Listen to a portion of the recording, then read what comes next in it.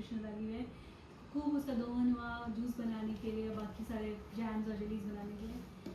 लेकिन उससे एक बड़ा नुकसान ये हुआ कि जो चिड़िया थी वहाँ पे उनका भोजन था वो, तो इसके लिए फिर बीच में वहाँ के जो मॉन्क्स, क्योंकि वहाँ बुद्धिस्ट लोग कम्युनिटी ज़्यादा है, मॉन्क्स को बीच में इंटरवीन करना पड़ा। उन्होंने समझाया कि ये जो है आप पैसे तो ले रहे हो, लेकिन क्योंकि मॉन्क तो बुद्धिस्ट कम्युनिटी अहिंसा की बात करती है, तो बर्ड्स के लिए खाना नहीं हो रहा है, तो लोकल कम्युनिटीज़ ने तो बंद करा, लेकिन गवर्नमेंट और बाकी जो कौन सा एक एजेंसी है वहाँ पे जो फूड को देखता है हाई ऑल्टीट्यूड वाला, दे वो प्रमोटिंग इट। ओके, तो ये तो मतलब कई सारे राइडर लगे हुए हैं, तो उस राइडर को पार करके प्रकृति को बचाने वाली बात हो रही है। एक और बहुत इम्पोर्टेंट सवाल है, बहुत शोर मचा, ग्रीन एनर्जी, सोलर एनर्जी की बात कर रहे हैं, और पहाड़ के पहाड़ एकदम प्लेट से ढक दिए गए हैं, उसका क्या असर पड़ने वाला है? चाइना ने तो एकदम पठार है, चलो उसके पास तो उसने तो पठार भर दिया। अब चाइना के देखा देखी हमने उत्तराखंड में डालने शुरू कर दिए वो। एक तो वो हीट, शायद मुझे जो एक कॉमन सेंस मेरा कहता है कि वो हीट ज़्यादा जनरेट करेगा उस पूरे एरिया में, हीट जनरेट करेगा, प्लस क्योंकि हम बर्ड के लिए भी प्रॉब्लम है। हाँ जी, बर्ड, हाँ, क्योंकि रिफ्लेक्शन होगा तो कंफ्यूजन होएगा, फ्लाइट पैटर्न्स डिफरेंट होंगे। फिर दूसरा ये कि हम ये सोच रहे हैं कि हमने ये खाली मैदानों में वेस्टलैंड्स में लगा दिया, तो जैसे मैंने पहले बोला था वेस्टलैंड नहीं है कुछ भी, ecologically there is no land which is wasted, हर लैंड का अपना इकोलॉजिकल रोल होता है ना। तो जो बड़ी बड़ी स्कीम्स हैं इनकी भी हमारे प्लेटूज में, तिब्बतन प्लेटू जो हमारे इंडिया का पार्ट है, वहाँ पे भी लगाने की है सोलर पावर प्लांट्स। तो इतना ज़्यादा ना करें कि हमारे पास कुछ इकोलॉजिकली पुअर हो जाए, हमारा जो नेचुरल कैपिटल है वो एकदम डिटोरेट हो जाए। लिमिट होनी चाहिए। जैसे मैं कोई सोशल मीडिया पोस्ट देख रही थी कि इनफैक्ट कई जगह यूएस में भी, हम एग्जाम्पल ही लेने हैं अच्छे, तो हम अच्छे एग्जाम्पल लेना, तो उन्होंने क्या किया, जो पार्किंग लॉट्स हैं उनकी छतों पे लगाए हैं। तो पार्किंग लॉट तो हमारे पास इंडिया में इतने भरे पड़े, अरे आपके पास ये रेजिडेंशियल छतें इतनी खाली तो हैं, हम क्यों अपने वेस्टलैंड्स को देख रहे हैं, जो कि यहाँ वेस्टलैंड नहीं है, दे आर प्रोडक्टिव लैंड्स, हम उनको उनकी तरफ हम माइनस क्यों है ना। इंडिविजुअल रिस्पॉन्सिबिलिटी दीजिए कि जैसे आप पार्किंग लॉट्स मैनेज कर रहे हैं, वैसे आप अपने वाले सोलर पैनल्स और सोलर फार्म्स भी मैनेज करिए। कुछ और है जो छूट रहा है, मेरी बातचीत में ना आ पाया आपका कुछ ऐसा काम, तो आप मुझे बस 2 पॉइंट बताइए, मैं जोड़ लूँगा इससे आगे। हाँ, वैसे काफ़ी बात हमने कर ली है, शायद कितने देर की बात हुई, बंद हो गया था क्या बीच में?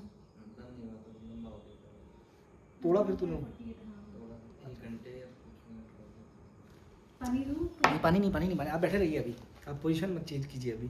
कुछ है दिमाग में आ रहा है जो आप चाहें कि इसे शामिल कर लो यार, तो मैं उसको शामिल करता हूँ, वरना मेरा एक आखिरी सवाल आ रहा है, बस आपका सुझाव, और फिर मैं मुझे बड़े पॉलिटिकल डेंजर सिचुएशन में डाल के मेरे सुझाव बार-बार पूछ के। नहीं, वो तो कॉमन सुझाव होगा आपका, हम क्लोजिंग पे करेंगे। अरे साइंटिस्ट को तो बोल ही देना चाहिए, ना करने वाले ना करें, बोलो बर्बाद हो दो, मैं भी तो तुम्हारे साथ ही जाऊँगा, बोला यार इस धरती से। कुछ छूट रहा है? कॉन्फ्लिक्ट पे बात हो गई है हमारी, लद्दाख पे कुछ छूट रहा है आपका काम, कुछ स्पेसिफिक, डॉल्फिन पे, गंगा बेसिन पे कुछ छूट रहा है? नहीं, ऑलमोस्ट सब कुछ कवर कर ही लिया हम लोगों ने। फायर पे कुछ काम है आपका, फॉरेस्ट फायर पे? नहीं, डायरेक्टली मेरा कुछ काम डायरेक्टली नहीं है। कुछ इनिशियल काम है आपके जो बहुत यंग एज में आपने किए थे, बहुत मजा आया था जिन कामों करते हुए, और अभी? वही राजा जी वाला बताया था मैंने आपको। हाँ, वो तो जिक्र हो गया। हाँ, वो बचपन में मतलब मैं एमएससी में किया था। कहाँ पढ़ती थी आप? मैं एफएलआई में। अच्छा, यहीं से एमएससी किया आपने? हाँ जी। और बीएससी? डीबीएस कॉलेज से। डीबीएस कहाँ है ये करणपुर, डीएवी? डीएवी के बगल में डीबीएस, छोटा कॉलेज है। प्राइवेट कॉलेज है? हाँ, वो भी गवर्नमेंट कॉलेज है? हाँ, पहले प्राइवेट का होते थे, डीएवी और डीबीएस और एमकेपी होता था पहले भी। एमकेपी भी मैंने नाम सुना है, डीबीएस मैंने पहली बार सुना है। डीएवी के बगल में ही है एकदम। वो गर्ल्स का है क्या केवल? नहीं, कोएड है लेकिन छोटा है, तो मुझे भीड़ भड़ाके वाले हाँ, जगह नहीं जाना था। कैंपस नहीं जाना था। तो मामा तो दिल्ली बुला रहे थे, मतलब मुझे दिल्ली में नहीं सारे साइंटिफिक टेम्परामेंट वाले जितने हमारे दोस्त हैं सब ऐसे ही थे, इन्होंने ऐसे डिपार्टमेंट पकड़े जहाँ 12 बच्चे पढ़ते होंगे, 4 बच्चे 12 बच्चे तो बैठ के पढ़ते थे। हाँ, ज़्यादातर तो आपने कवर कर ही लिया है। हो गया ना? हाँ जी। ठीक है, तो शुक्रिया। मतलब आप इसी चीज़ों में और पूछ लेते रहेंगे तो मैं बताती रहूँगी, पर वो हाँ, जैसा पर बहुत मैं- लंबा हो जाएगा, हाँ वो जी, हाँ। गैर ज़रूरी हो जाता है ना हाँ दर्शकों जी, के हाँ लिए, जी। रिसर्च का पार्ट तो। हाँ जी। कुछ अगर ध्यान आ रहा है तो स्पेसिफिक कोई डेटा है, कुछ है आपके पास शेयर करने वाली बात, जो आप चाहते हैं कि यार ये बात तो भारत के लोगों को पता होनी चाहिए कम से कम? डॉल्फिन वाला हो ही गया कि हाँ। लोगों को मिसकंसेप्शन है कि फिश है तो मैमल में है, और मेरे ही clear हो गया। बाकी डॉल्फिन की तरह है। आपने पूछा था ना नितिन गडकरी जी वाला हम्म, कि मिनिस्टर, तो उन्होंने जब हम लोग पहली बार मिले थे तो उन्होंने बोला था अपनी डॉल्फिन बचा सकते तो बचा लीजिए, हम तो जहाज चलाएंगे।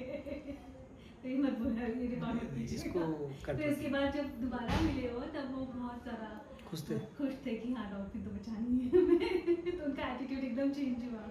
तो वो हमारे लिए एक अचीवमेंट था कि हम एक कम से कम जो एक पॉलिसी मेकर है उसके दिमाग में ये चेंज ला पाए। तो जो मिनिस्ट्री ऑफ जल शक्ति के हमारे पास आते हैं मिनिस्टर्स, अभी हमारा एक गंगा सेंटर भी इनॉग्रेट हुआ था 13 जनवरी को, तो बहुत अच्छे से उन्होंने हमारी सारी बातें सुनी।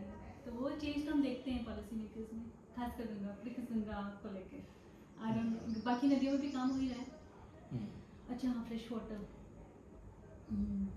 दिल्ली में कुछ काम है आपका यमुना पे? नहीं, मेरा मतलब मेरी टीम जाती है कुछ आइडिया है आपको यमुना का। क्यों है वो इतनी पॉल्यूटेड, क्या चक्कर है, टैप नहीं हो पा रही चीज़ें, वो झाग झूठ क्यों बन जाता है उस नदी में? इतना वही नदी पॉपुलेशन है, अनडॉक्यूमेंटेड पॉपुलेशन भी तो इतनी ज़्यादा है ना। तो ठीक है, क्लोज करें या कुछ रह रहा है? कुछ नहीं। हाँ हाँ, आराम से सोचिए आप, हम आज आप ही को कवर करने आए हैं। पॉज कर दे थोड़ी देर, हाँ सोचने दे थोड़ा सा, चलने दो, वो अचानक बोलेंगी ना। 25 मिनट्स और कैमरे में जगह 25 मिनट तो चाहिए ही नहीं हमें, 5 ही मिनट चाहिए अब। हाँ, फ्रेश वाटर की बात करें जैसे क्या था मेरे को आप बेसिक बता दीजिए, फिर मैं सवाल बना लूँगा। जैसे अभी CBD पता है आपको, कन्वेंशन फॉर बायोलॉजिकल डाइवर्सिटी, हाँ। बहुत अलग अलग ऐसे कन्वेंशन होते हैं। हाँ, तो वो हर बार पूरी स्थिति को आंकलन करके अलग अलग टारगेट्स आते हैं। सस्टेनेबल डेवलपमेंट गोल्स आए, मिलेनियम डेवलपमेंट गोल्स आए, फिर उसके बाद अब जो आईची टारगेट्स आए, फिर अब जो है वो 30x30 टारगेट आया है कि 2030 तक हमें 30% एरिया जो है कंजर्व और प्रोटेक्ट करना है, नदियों का भी और ज़मीन का भी। तो उसमें फ्रेश वाटर चैलेंज एक अलग नया ब्रांच निकला है। तो वो कहता है कि 3 लाख। मैं यहीं से उठा लेता हूँ, सवाल उठ गया। हाँ जी, ये फ्रेश वाटर ब्रांच क्या चीज़ है? Fresh water challenge. Fresh water challenge क्या बुलाए? ठीक है, मैं इसी से पूछ लेता हूँ। शिवानी, एक और नई चीज़ है फ्रेश वाटर चैलेंज, ये क्या बुलाए? हाँ जी, जैसे कन्वेंशन फॉर बायोलॉजिकल डाइवर्सिटी हर बार नए गोल्स, हमारी पूरी प्लैनेट की स्थिति को लेके हर बार नए गोल्स लाती है। तो 2020-22 में ये आया था global biodiversity, Kunming Montreal global biodiversity framework, जो कहता है कि 2030 तक हमें 30% टेरेस्ट्रियल और फ्रेश वाटर जो इकोसिस्टम्स हैं या मरीन इकोसिस्टम उनको रेस्टोर करना है और प्रोटेक्ट करना है। तो इसी का एक पार्ट, इसी में एक ब्रांच निकाली है फ्रेश वाटर चैलेंज, जो कि कहता है कि हमें पूरी दुनिया में करीबन 3 लाख किलोमीटर नदियों को रेस्टोर करना है। और ये इसलिए निकला है क्योंकि जो फ्रेश वाटर में जो बायोडाइवर्सिटी है, जो उनके टेरेस्ट्रियल बायोडाइवर्सिटी है, उससे ज़्यादा खतरे में। और लेकिन बड़ी अचंभे की बात है कि फ्रेश वाटर जो है हर तरह के इकोसिस्टम का पार्ट है, चाहे आप लैंड इकोसिस्टम ले लीजिए, डेजर्ट ले लीजिए या ह्यूमन की लाइफ ले लीजिए, हर चीज़ का पार्ट फ्रेश वाटर हो गया। और फ्रेश वाटर का जो डिस्ट्रीब्यूशन है पूरे दुनिया में बहुत कम है, बहुत माइन्यूट है, फिर भी उसका इतना इंपॉर्टेंट पार्ट है।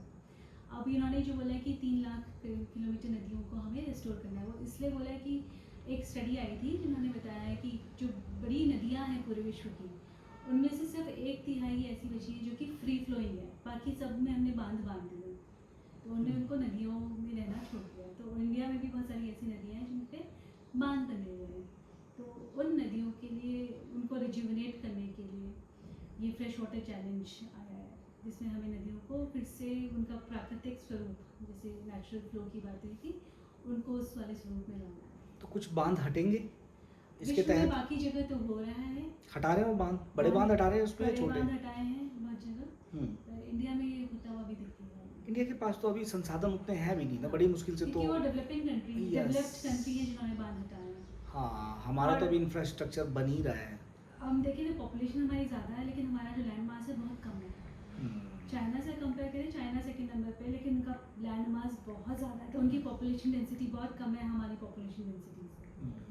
तो ये सब चीज़ों को ध्यान रखते हुए और ह्यूमन वेलबींग को ध्यान रखते हुए तो हम बांध तो हमारे नहीं करेंगे, तो इसीलिए ग्रीन एनर्जी या बाकी एनर्जीज पे फोकस हो रहा है, हाँ जी, तब शायद भविष्य में वो हम कुछ कर पाए। कुछ इस वाले मिशन को सोचा जा सके।